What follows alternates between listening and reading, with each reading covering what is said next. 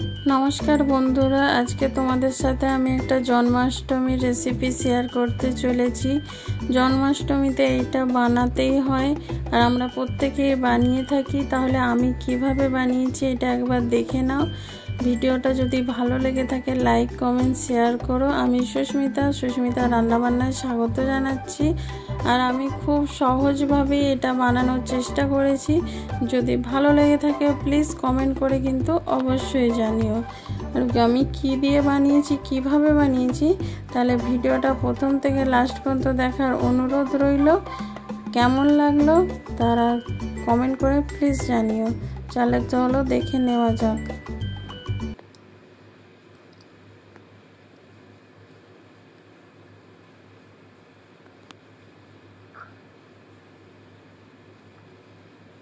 এখানে আমি একটি থালার মধ্যে 2 বাটি ময়দা নিয়ে নিচ্ছি। 1 বাটি নিলাম, আরও 1 বাটি ময়দা নিয়ে নেব। এখানে যেহেতু জন্মাষ্টমীর জন্য বানাচ্ছি ঠাকুরের জন্য, এখানে আমি কোনো নুন ব্যবহার করব না।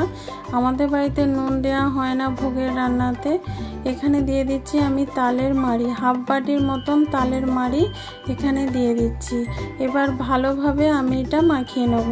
তালটা মিষ্টি আছে আমাদের যেটা, সেজন্য এখানে কোনো চিনি ব্যবহার করলাম না। এমনি আমি এটা মাখিয়ে নিচ্ছি ময়দার সাহায্যে। ময়দাতেই কিন্তু মাখাবো, মানে তাল দিয়ে মাখাবো, কোনো জল ব্যবহার করব না। খুব ভালোভাবে তাল দিয়ে মাখিয়ে নেব। দেখো বন্ধুরা আমার কত সুন্দর মাখানো হয়ে গেছে দেখতেই পাচ্ছ। আর কতটা নরম হয়েছে দেখো। আমি কিন্তু 1 ফোঁটাও জল ব্যবহার করিনি। দেখতেই পাচ্ছ আঙুলের টিপ বসে যাচ্ছে। এরকম নরম করে একটু মাখিয়ে নিতে হবে। তারপরে এবার লেচি কেটে নিচ্ছি। তোমরা তোমাদের যেরকম ছোট বড় সাইজের লেচি কেটে নিতে পারো। এটা তবে খুব নরম করবে না, যেরকম আমরা নর্মালি লুচি বানাই ঠিক সেরকমই করবে। এবার এখানে আমি লেচি কেটে নিচ্ছি কয়েকটা।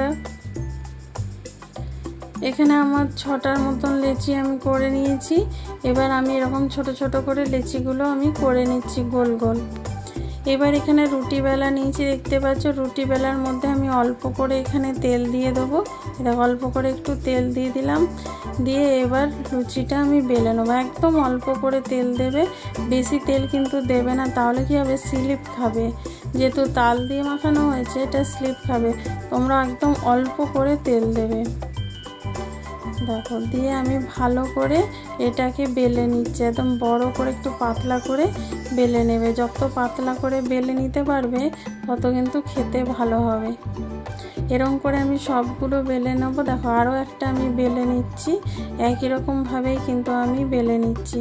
এখানে আমার 6টা লুচি বেলা হয়ে গেছে দেখতেই পাচ্ছ।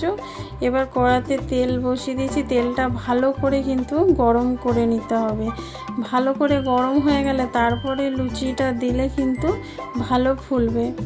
দেখো এবার আমার তেলটা গরম হয়ে গেছে। এবার লুচিটা আমি দিয়ে দিচ্ছি। দেখো এটা কিন্তু লো আঁচে রান্নাটা করতে হবে। এবার ছাঁকনির সাহায্যে আমি একটু উল্টে পাল্টে দেখো আস্তে আস্তে আস্তে আস্তে করে দেখতে পাচ্ছ ওপরের দিকে উঠে আসছে। তার মানে এটা খুব ভালোভাবে মাখানো হয়েছে আর খুব সুন্দর ফুলবে। দেখবে এটা নিজে থেকেই কি সুন্দর ফুলে যাবে। আমি একদিকটা হয়ে গেছে, অন্য দিকটা উল্টে দিচ্ছি। দেখো কত সুন্দরভাবে নিজে থেকেই ফুলে যাচ্ছে দেখতে পাচ্ছ। এই দেখো কত সুন্দর ফুলে গিয়ে গোল হয়ে গেল। এই রকম ভাবেই কিন্তু তোমরা মাখিয়ে করবে, দেখবে সব লুচিগুলো এরকম গোল গোল হবে, দেখতেও ভালো লাগে। এরকম করে আমি নামিয়ে নেব। আমি আরও একটা ভেজে দেখাচ্ছি তোমাদের। দেখো এই দেখো একই রকমভাবেই কিন্তু ফুলেছে। এরকমভাবেই কিন্তু আমি সব লুচিগুলো করে নেব। বন্ধুরা এই ভিডিওটা যদি ভালো লেগে থাকে লাইক কমেন্ট শেয়ার করো। নতুন বন্ধু যারা দেখছো চ্যানেলটা সাবস্ক্রাইব করে বেল আইকনটা ক্লিক করে দিও। যারা ফেসবুক থেকে দেখছো পেজটা ফলো করে দিও। ভালো থেকো, সুস্থ থেকো। আবার দেখা হবে নতুন কোনো ভিডিওতে।